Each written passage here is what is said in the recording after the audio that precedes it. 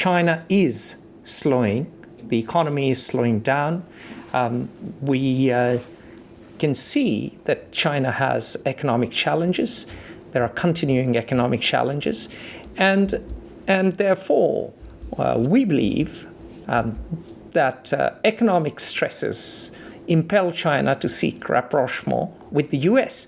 Now, whether that rapprochement may succeed or not is a different story, but we certainly see that there has been a change in rhetoric in Beijing. And the backstory to that is that temple visits in China have risen as jobless young people are seeking spiritual assistance. Believe it or not, in a communist country with the Cultural Revolution, not too long ago, the number of visitors is up 367% at the start of the year, with about half born after 1990, according to travel websites. And the Chinese are praying just like their young Indian counterparts for good, well-paying jobs, or for any jobs for a start. Now, just before you think that this is just a newspaper headline, Goldman Sachs brought out a piece, an analytical piece, which said that joblessness among the 16 to 24-year-olds is now 20.4%. Now, it's not that much greater than the last 2 years, but remember the last 2 years China had COVID, and Emperor Xi Jinping, in his glorious wisdom, had declared a zero-COVID policy, which wrecked the economy and was absolutely disastrous. So we have to go back to the pre-pandemic level, and the pre-pandemic level in April 2019 was about 10%. So there is certainly unemployment amongst the youth. And yes, unemployment overall is not that high. But given the fact that China's economy is slowing, and given the fact that the youth often tend to be the most dynamic element of society, this unemployment rate is to worry about. What is more important, perhaps, to note in some ways is that China trimmed its, and it was the second cut of the week. Last week, it trimmed another key interest rate. And official data, and this was after official data painted a gloomy picture of the post-COVID economy. So the medium lending rate has gone down from 2.75% to 2.65%. And this one-year rate dictates the cost of lending of the People's Bank of China, China's Reserve Bank, to other banks. Now, it is the first such rate, is the first of actually the first such rate reduction of the medium-term lending rate since last August. And remember, last August, it was the middle of the zero, or it was at the time of the zero COVID policy. So what is happening is clearly a sign that the Chinese central bank is trying to pump prime the economy. And what happens when reserve banks or central banks lower interest rates? People are less likely to save money. Therefore, they are more likely to go out and spend. The cost of credit, loans, etc., bank loans, etc., goes down. So businesses can take loans more easily. This means that they can then build factories or expand capacity. And this whole attempt is to ensure that the Chinese economy keeps growing and creates jobs. The Economist has gone so far as to call it a double-dip recession. We don't know if that is necessarily the case. What we do know is that real estate is in trouble.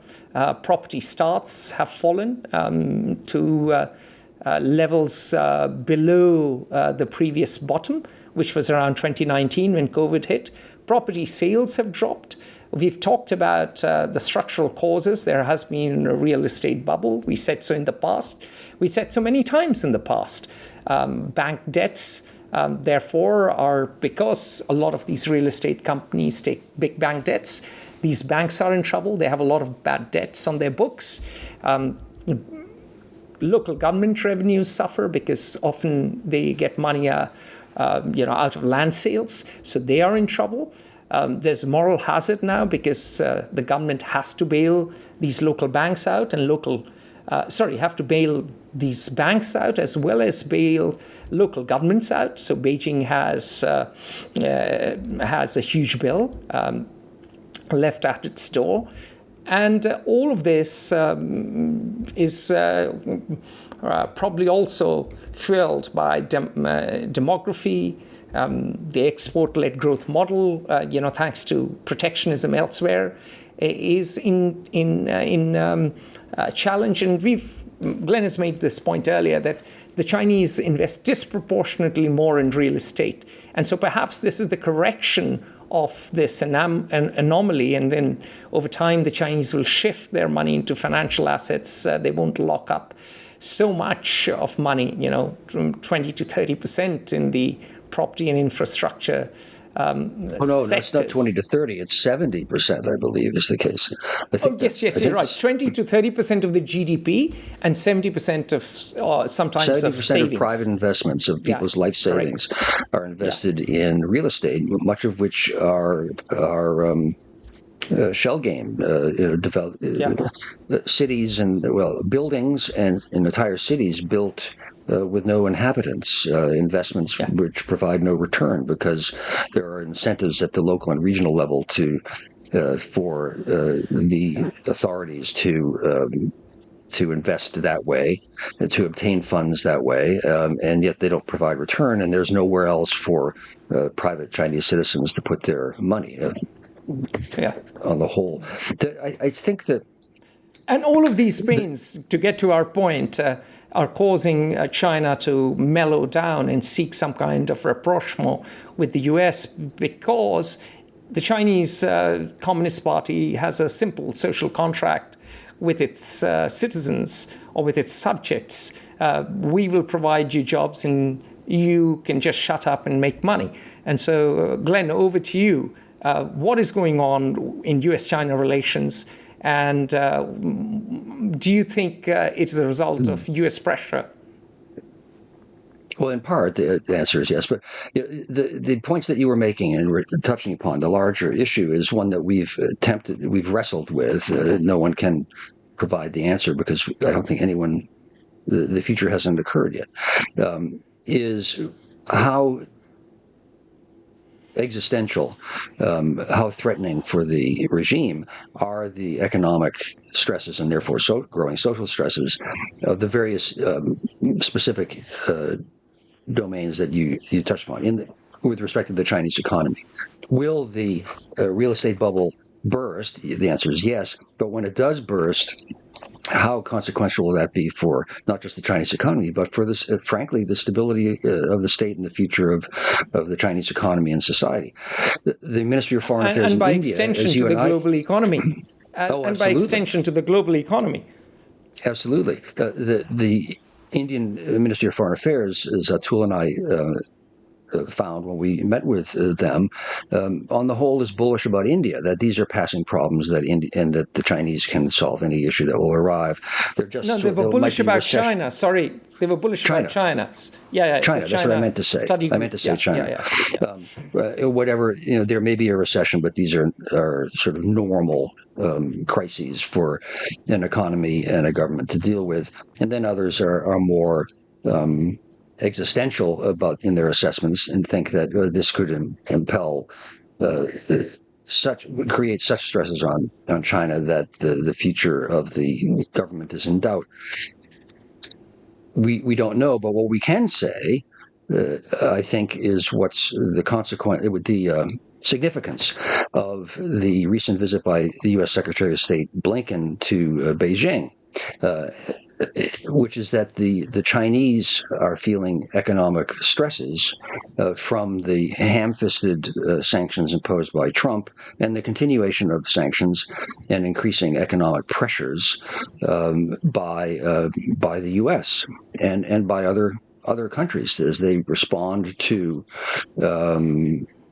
intellectual property theft at a global scale by China and by the successes of Chinese companies like Huawei developing 5G technology and so on. So that all the easy successes for China's economy are done. Going from 0 to 100 is much easier than going from 100 to 110, as it were.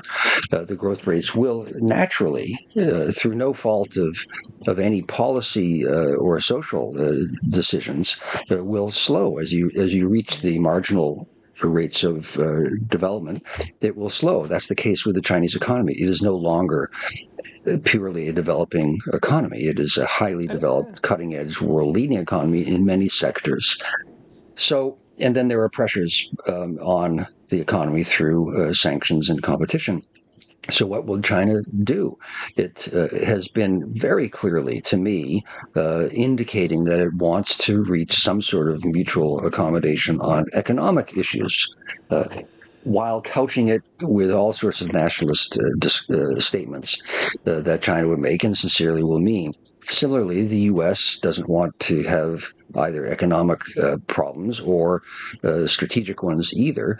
And the U.S. has been very clear for months, its policy makers, in wanting to seek some sort of at least to sit at a table to seek areas of agreement and easing of tensions. And this is despite what I called in an article I wrote elsewhere, balloons one day, viruses the next.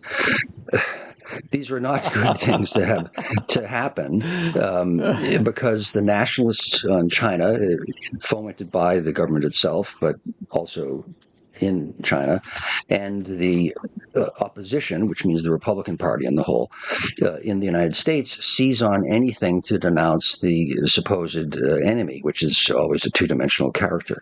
In one instance, the U.S., in the other instance, China. But the responsible policymakers have been clearly sending signals for months that they wish to sit down, and then balloons and viruses get in the way, exploited by the factions I mentioned.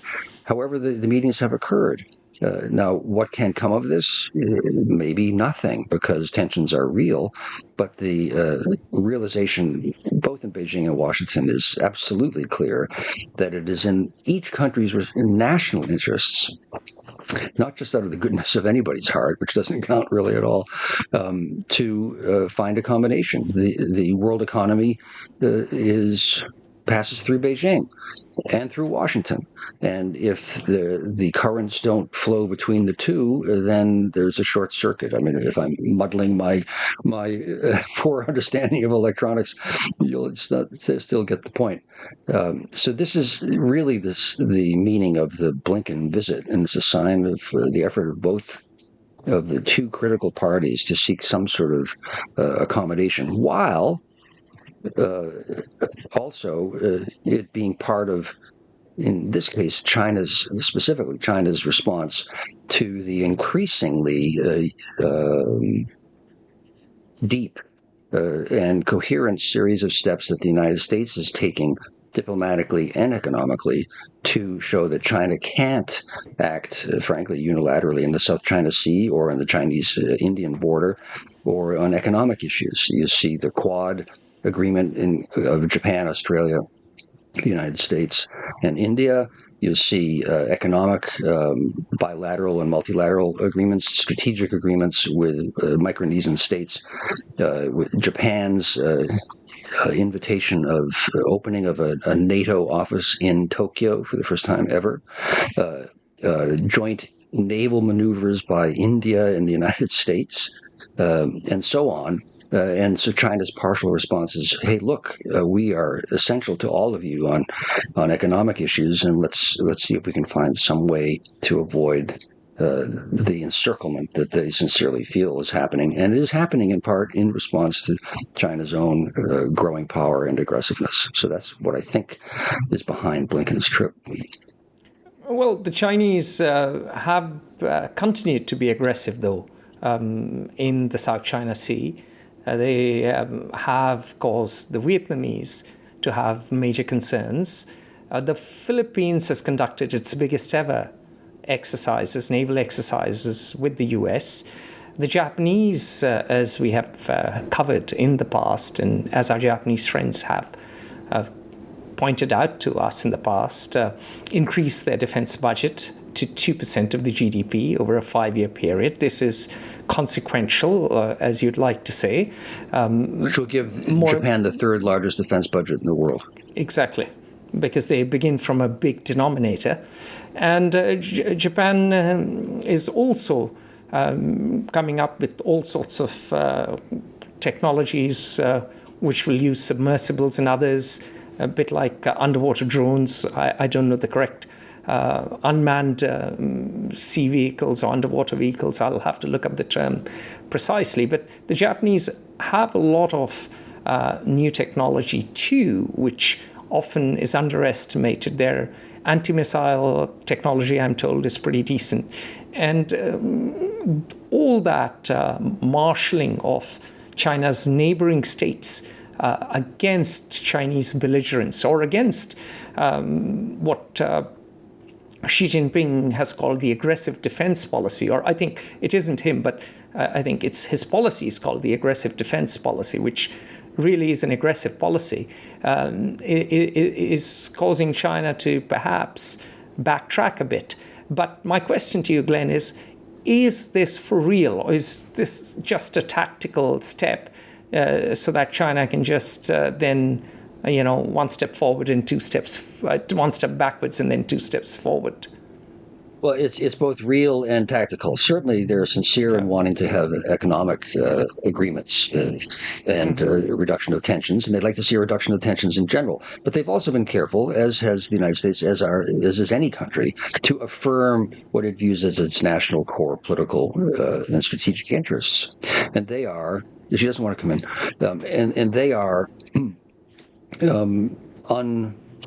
intransigent on that.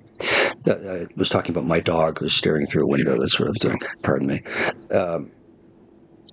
So there may be no ultimate areas of strategic tension reduction that are found to be possible. But each side clearly hopes that there can be, and that it's always a trade-off. You say the South China Sea is ours, and the United States says international freedom of the seas is a universal law and obligation. And these are incompatible, and it's quite possible, it has been so far, that there is no way to resolve that. To square the circle. To square the circle, or to soothe the waves and the waters of the South China Sea. It looks like there is not. However, multi-billion-dollar agreements on some trade issue may be an inducement to some compromise, and most parties ultimately accept some level of compromise, because the alternative actually is war. And we are at the greater risk of war between the U.S. and China than at any time since 1952, I would say. But yes, and we've made the point that we are in a situation similar to the times before World War I. And before World War I, no party wanted war, and everyone drifted into war. And I give the example of Russia as a modern-day Austria-Hungary. It is a sprawling, multi-ethnic empire.